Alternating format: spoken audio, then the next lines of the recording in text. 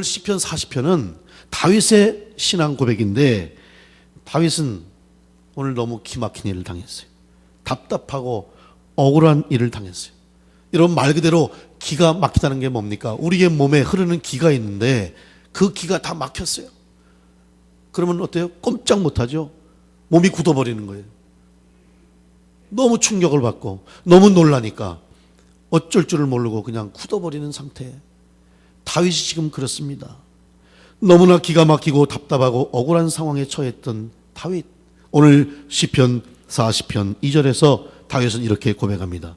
나를 기가 막힐 웅덩이와 수렁에서 끌어올리셨다. 지금 다윗은 기가 막힐 웅덩이와 같은 어처구니 없는 상황을 만났다고 고백하고 있습니다. 오늘 우리의 삶 가운데, 우리의 상황 가운데 두 눈 동그랗게 뜨고 그냥 바라만 보면서 어떡하지 정말 기막힌 상황을 만날 때가 있다는 것입니다.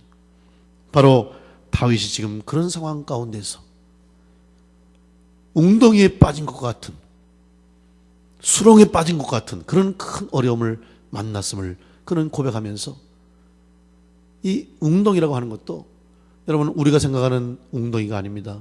우리나라는 물이 고인 곳이 웅덩이죠. 고였다가 빠지기도 하고. 그러나 팔레스타인, 이스라엘 지역은 물이 귀한 지역이고 비가 자주 오지 않습니다. 건기와 우기가 나눠져 있기 때문에 지금이 우기인데, 이 우기 때에 비가 오면 그 물을 잘 보관하고 또 물을 모으기 위해서 종종 큰 바위를 깎아서 뚫어서 거기를 큰 구멍을, 웅덩이를 만들고 그 속에다가 석회를 뿌려가지고 다져가지고 물이 빠져나가지 않도록 저장하는 그런 웅덩이가 종종 있다는 거예요. 근데 거기 빠지면 나오기가 쉽지 않다는 거죠. 또 다윗은 말합니다. 수렁에서 빠졌다. 다윗의 시편을 보면 자기의 삶을, 자기의 인생의 고난과 고통의 순간을 표현하면서 수렁에서 건져내셨다는 표현을 합니다. 여러분, 수렁이라고 하는 것은 늪을 말합니다. 진창을 말합니다. 늪에 빠진 사람은 그 늪에서 혼자서 절대로 나올 수가 없습니다. 누군가가 도와줘야 되고 누군가가 밧줄을 던져주거나 구조의 손길을 내밀어야만 그 늪에서, 수렁에서 나올 수가 있는 거예요. 다윗은 그것을 알기 때문에 오늘 고백하기를, 나를 기가 막힐 웅덩이와 수렁에서 하나님이 끌어올려 주셨습니다 라는 고백을 하고 있는 겁니다. 분명히 말하죠. 끌어올리셨다. 하나님이 나를 기가 막힐 웅덩이와 수렁에서 끌어올리셨다는 고백입니다. 오늘 우리의 삶도 여러분의 인생 가운데 예측하지 못했고 전혀 생각하지 못했던 어려운 일을 만날다 할지라도 여러분, 하나님께서 여러분을 끌어내 주실 줄로 믿고 하나님의 구원의 손길을 기대하려고 하나님의 구원의 손길을 바라볼 수 있는 믿음의 성도들 되시기를 간절히 축원합니다. 결국 다윗은 자기 스스로 그 기가 막힐 웅덩이와 수렁에서 빠져나오는 것이 아니라 하나님께서 끌어올려 주시는 구원의 손길을 통해서 살아나왔다고 고백하고 있는 것입니다. 그러면 다윗이 만난 것 같은, 다윗이 경험했던 것 같은 이런 기가 막힌 웅덩이와 같은 절망의 상황 속에서 과연 어떻게 하나님의 손길을 통해서 구원받을 수 있을까? 오늘 이 시편에서 다윗은 그 비결을 말하면서 하나님 아버지를 기다렸다고 고백하고 있습니다. 1절 말씀 보면 내가 여호와를 기다리고 기다렸더니 이렇게 고백합니다. 다윗은 지금 하나님의 손길을 기다렸다는 것이에요. 우리를 살려주시고 구원해 주시는 구원의 역사는 하나님께서 하시는 일입니다. 사람의 일이 아니라 하나님의 일인 줄로 믿습니다. 예수 그리스도의 십자가의 보혈로 우리의 죄를 사해 주시고 죽을 수밖에 없는 우리들을 구원해 주시고 성령 충만하게 하셔서 이 세상을 이기는 성도의 삶을 살게 하시는 분이 바로 하나님이시라는 사실을 여러분 믿으시기를 간절히 축원합니다. 바로 이 구원의 역사가 지금도 우리 가운데 임하는 겁니다. 이를 행하시는 분은 하나님이시라는 것이죠. 그래서 우리는 지금도 기다려야 되는 거예요. 하나님의 역사는 지금도 계속되고 있습니다. 그래서 우리가 사도행전을 보면 이제 구원받은 성도들이 성령 충만함을 받고 교회를 세우고 이제 복음을 전하라는 주님의 명령에 따라서 땅끝까지 복음을 전하며 교회를 개척하고 전도하는 사역을 감당하죠. 그 이야기가 사도행전 28장까지 기록되어 있습니다. 그런데 이 사도행전의 역사는 28장으로 끝난 것이 아니라 29장, 30장 계속해서 지금도 하나님이 세워준 이 교회를 통해서 또 하나님이 부르신 성도들을 통해서 여러분을 통해서 하나님이 지금도 그 구원의 역사, 사도행전의 역사를 지금도 써내려가고 있는 줄로 믿습니다. 우리 교회가 그 사도행전의 역사를 계속해서 써나가는 교회와 성도가 되어야 할 줄로 믿습니다. 그것이 바로 하나님의 역사이기 때문이에요. 우리가 하는 것이 아니라 하나님이 우리를 통해서 일하시고 하나님이 우리를 통해서 지금도 구원의 역사를 이루어가심을 믿기 때문에 우리는 하나님의 은혜, 구원의 은혜를 기다릴 수밖에 없는 것입니다. 오늘 다윗은 여호와 하나님을 기다리는 중에 하나님의 구원의 손길을 경험했습니다. 그런데 다윗은 이 기다리는 시간 동안에 그냥 기다리지 않았습니다. 기다리는 과정 속에 온전한 믿음의 모습을 보여주었습니다. 오늘도 우리들도 다윗처럼 때로는 웅덩이와 같은 기막힌 상황 혹은 수렁과 같이 늪과 같이 우리의 힘으로 어찌할 수 없는 상황을 만났다 할지라도 그 속에서 하나님의 구원의 손길을 기다릴 때 하나님이 우리 가운데 함께 하심으로 또 우리를 그 속에서 끌어내 주심으로 하나님의 구원의 역사를 이루심을 믿고 여러분 절망하지 말고 낙심하지 마시고 기다리는 믿음의 성도들 되시기를 간절히 축원합니다. 그럼 다윗이 어떠한 신앙의 모습으로 여호와 하나님을 기다리고 하나님의 구원의 손길을 기다렸습니까? 오늘 시편 40편에서 다윗은 고백합니다. 첫째로 다윗은 하나님의 구원의 손길을 기다리며 기도하며 기다렸습니다. 오늘 1절 말씀 보면 내가 여호와를 기다리고 기다렸더니 귀를 기울이사 나의 부르짖음을 들으셨도다. 자, 기다리고 기다렸다. 여러분, 이 기다리고 기다렸다. 얼마나 그 기다림이 길었겠어요. 특별히 고통의 순간은 그 순간이 너무너무 길게 느껴지는 거예요. 기다리고 기다렸다고 하는 것은 그 기다림의 시간이 고통스럽고 괴롭고 너무나 힘든 시간이었음을 고백하는 겁니다. 근데 그 기다리는 시간 동안에 다윗은 하나님 앞에 부르짖어 기도했다는 것입니다. 나의 부르짖음을 들으셨도다. 가만히 넋놓고 앉아 있었던 것이 아닙니다. 가만히 앉아서 하늘만 바라보고 있었던 것이 아닙니다.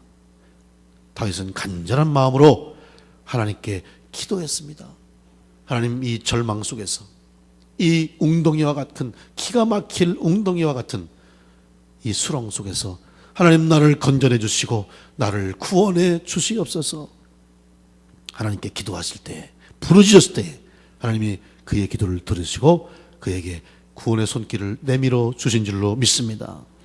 예레미야 33장 2절로 3절의 말씀, 이를 행하시는 여호와, 그것을 만들며 성취하는 여호와, 그의 이름을 여호와라 하는 이가 이와 같이 이르시도다.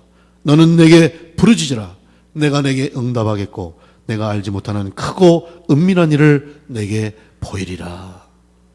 여러분, 하나님 앞에 부르짖는 성도들 되시기를 간절히 축복합니다.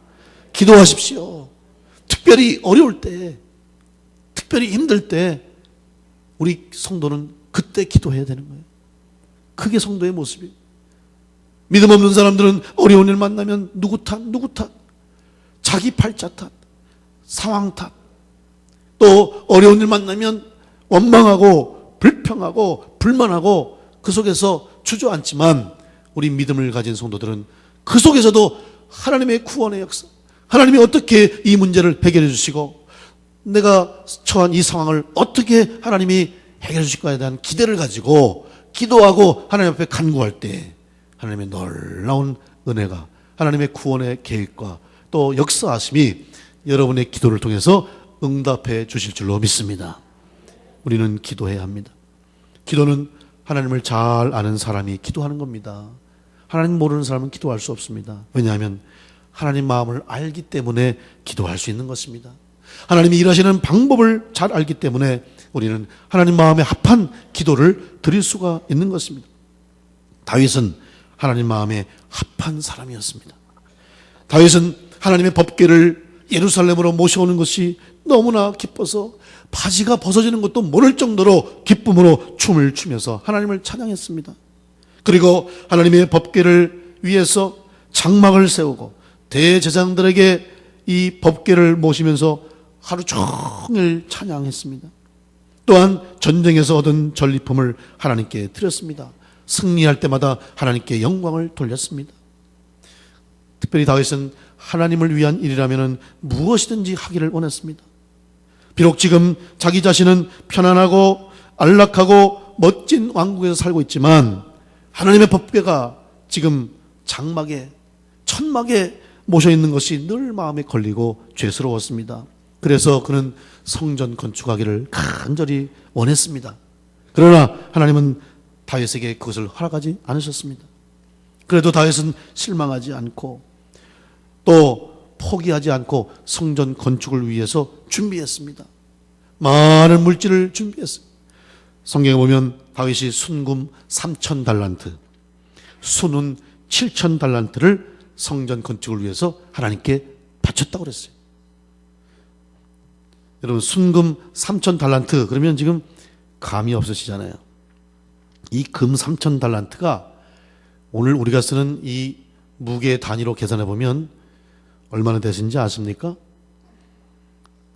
99톤이래요. 99톤. 금 1kg만 있으면 참 좋겠는데, 1톤만 있었으면 좋겠는데 99톤이 감이 없죠. 돈으로 대략 계산해 보면 물론 시세가 있습니다만은 대략 한 5조 3천억. 5조. 이거는 우리가 상상할 수 없는, 우리가 계산할 수 없을 만큼의 무한정의 재물을 하나님 앞에 헌신했다는 말입니다.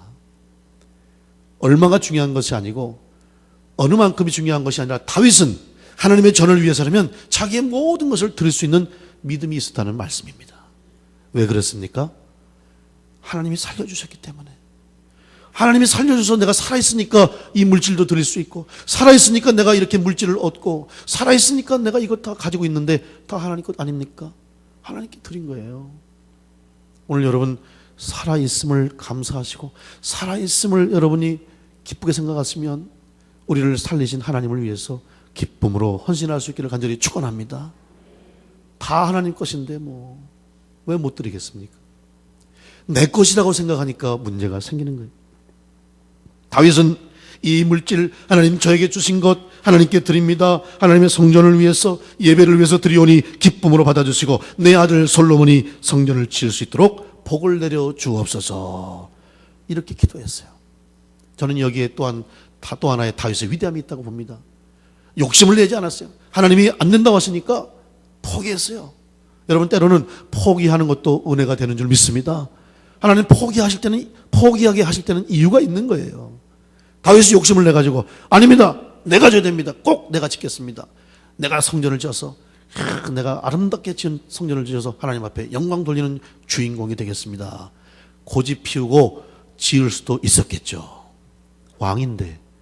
그러나 다윗은 하나님이 허락하시지 않았기 때문에 다윗이 성전을 건축하지 않았습니다. 여러분 욕심내면 안 됩니다. 하나님이 허락하시는 일만 해야 되는 거예요. 아무리 내가 욕심내도 하나님이 또 내가 하고 싶어도 하나님이 허락하시지 않으면 못하는 것 같아요. 예, 내가 정한 것까지 나에게 하나님이 허락하신 것까지 하면 되는 것 같아요. 오늘 여러분 주님 일을 할 때도 마찬가지로 다윗처럼 여러분이 하실 수 있는 일들, 그렇다고 다윗이 하나님을 섬기고 예배하고 하나님 앞에 제사하는데 소홀했습니까? 아닙니다. 이렇게 어마어마한 재물도 드리고 늘 승리할 때마다 전쟁에 나갈 때마다 하나님 앞에 기쁨으로 드린 다윗입니다.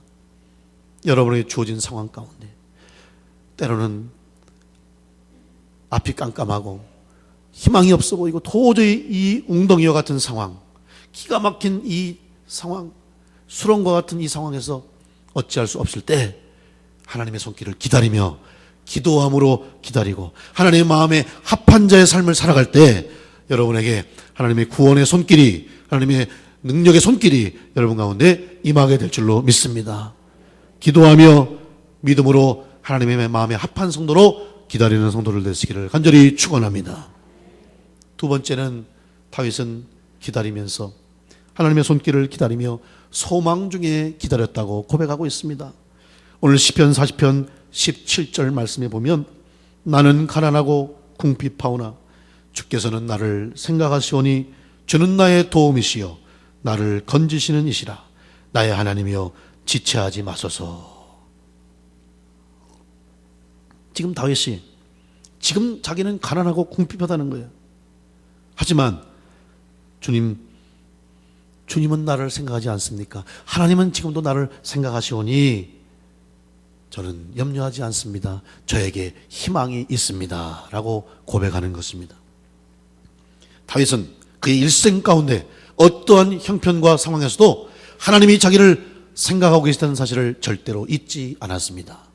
그래서 그는 승리할 수 있었죠. 우리가 잘 아시는 것처럼 여러분 다윗이 골리앗과 싸울 때에 다윗은 사실 어린 목동에 불과했습니다. 전투 경험도 없고 훈련받은 적도 없는 군인이 아닙니다. 지금 전쟁터에 나갈 수도 없고 더군다나 블레셋의 장수인 건과 같은 골리앗을 대적할 상대가 안 됩니다. 그런데 다윗이 거기에서 나갈 수 있었던 이유가 무엇입니까? 나 혼자가 아니라 하나님이 나와 함께 하신다는 믿음이 있었기 때문입니다. 사무엘상 17장 45절에 다윗이 이렇게 고백하며 나갑니다. 다윗이 블레셋 사람에게 이르되 너는 칼과 창과 단창으로 내게 나아오거니와 나는 만군의 여호와의 이름 곧 내가 모욕하는 이스라엘 군대의 하나님의 이름으로 내게 나아가노라. 다시 말하면 너는 혼자지만 나는 하나님이 함께 하셔. 지금 하나님이 나를 보고 계셔. 하나님이 나를 지금 붙들고 계셔. 그 하나님의 능력이 나와 함께 하실 거야라는 믿음을 가지고 그 앞에 나갔습니다. 그러니까 그 물맷돌 하나를 가지고 달려가면서 쏜살같이 물맷돌을 던져서 그 돌이 골리앗 정수리에 정확하게 박혀서 쓰러지고 말았습니다. 다윗은 한시도 자기 혼자라는 생각을 하지 않고 살았습니다. 항상 하나님이 함께 하신다라는 사실을 그는 기억하면서 살아갔던 사람입니다. 오늘 우리들 역시 혼자가 아닙니다. 하나님이 여러분과 함께 하십니다. 여러분 요셉 보십시오. 요셉도 그의 삶에 얼마나 많은 실패와 좌절이 있었어요. 간신히 살아나는가 싶으면 또 다른 어려움, 이제 좀 살만한가 싶으면 누명이 쓰여지고 감옥에 보내지고 죄수가 되고 억울한 일을 당하고, 그러나 그때마다 요셉은 실망하지 않을 수 있었던 것은 하나님이 나를 생각하고 계신다는 믿음이 있었기 때문입니다. 그 믿음대로 하나님은 요셉을 지켜보고 계셨고 요셉을 돕고 계셨고 요셉을 세우셔서 훗날 애굽의 총리가 될 수 있는 축복을 주시고 그를 통해서 이스라엘 백성을 번성케 하시는 역사를 이루어 주셨습니다. 여러분은 지금도 하나님이 여러분을 지켜보고 계심을 믿고 기다리는, 소망 가운데 기다리는 성도들 되시기를 간절히 축원합니다. 마지막으로 다윗은 기다리면서 기뻐하며 기다렸습니다. 오늘 16절 말씀에 주를 찾는 자는 다 주 안에서 즐거워하고 기뻐하게 하시며 주의 구원을 사랑하는 자는 항상 말하기를 여호와는 위대하시다 하게 하소서. 여러분 다윗은 웅덩이와 같고 수렁과 같은 시련과 고통과 괴로움 속에서도 기쁨을 잃지 않았습니다. 왜냐하면 하나님의 구원하심을 믿었기 때문입니다. 여전히 문제는 그대로 있고 달라진 것은 하나도 없지만 기다림의 시간 속에서 기쁨으로 하나님을 예배하며 찬양했던 다윗, 하나님은 그를 존귀하게 하시고 그를 들으셔서 높은 곳에 단단한 바위 위에 세워주셨습니다. 기쁨으로 하나님의 구원을 기다리는, 하나님의 도움을 기다리는 우리 믿음의 성도들 되시기를 간절히 축원합니다. 지난 금요일 날 이문미 선교사님 오셔서 은혜로운 말씀을 주셨어요. 저는 그때 선교사님 말씀 중에 제 마음에 확 와닿았던 것이 왜 기뻐하지 않습니까? 그 말씀이 너무나 마음에 와닿았어요. 그러면서 여러분 무슨 얘기했어요? 바라바 얘기했잖아요. 예수님께서 잡히셔서 빌라도의 법정에 섰습니다. 이제 빌라도가 예수님께로부터 죄목을 찾지 못해서 그 당시 6월절 명절에 죄수 하나를 놓아줄 수 있는 법이 있는데 예수님을 놓아주고 싶은 마음이 있었어요. 근데 성난 무리들이 말을 듣지 않아요. 빌라도가 묻습니다. 누구를 놓아주랴? 그랬더니 성난 그 무리들이 바라바요, 바라바요 소리죠. 그리고 나서 예수를 십자가에 못 박으시오, 못 박으시오. 그때 바라바는 분명히 감옥에 있었을 거예요. 그 빌라도 법정에 가까운 곳에 그곳에 위치한 감옥에 있었을 거예요. 그럼 이 바라바의 입장에서 한번 보자는 거죠. 지금 흉악범으로 사형수로 언제 사형을 집행당할지 모르는 두려움 속에 있는데 갑자기 사람들의 소리가 들리면서 웅성웅성 소리가 들리니 갑자기 바라바라 바라바요 그런 자기 이름을 부르는 거예요. 왜 내 이름을 부르지? 조금 있다가 십자가에 못 박으시오, 십자가에 못 박으시오. 생각합니다. 아, 내가 죽었구나. 내가 사형수가 됐으니 이제 오늘 내가 십자가에 못 박혀서 죽겠구나. 이 생각을 했다는 거죠. 할 수 있다는 거죠. 잠시 뒤에 옥문이 열리면서 간수가 들어옵니다. 바라바의 심장이 퉁 떨어지면 이제 죽었구나. 근데 이게 웬일입니까? 간수가 하는 말이 자, 이제부터 너는 자유의 몸이다. 석방됐다. 영문도 모른 채 바라바는 석방이 됐습니다. 나가서 사람들이 묻습니다. 도대체 무슨 일이 있었습니까? 바로 예수가 너 대신 십자가에 못 박혀 죽게 됐습니다. 바라바는 예수님 때문에 자기가 살게 된 것을 알고 기쁨을 찾았다는 것, 기뻐했다는 것이죠. 오늘 이 기쁨이 우리에게도 있어야 된다는 거예요. 내가 죽어야 되는데 내가 예수님 대신 십자가에 못 박혔어. 그 모진 고통을 당하고 손과 발에 못이 박히고 옆구리에 창을 찔리고 물과 피를 탁 쏟고 가장 극심한 고통 속에서 십자가에 매달려 내가 죽어야 하는데 나 대신에 주님께서 거기에 달려 돌아가셨습니다. 그리고 나는 다시 살고 구원받았을 뿐만 아니라 하나님의 자녀가 되어서 전국 백성으로 영생의 복을 누리며 살아갔는데 어찌 기쁘지 않을 수 있겠습니까?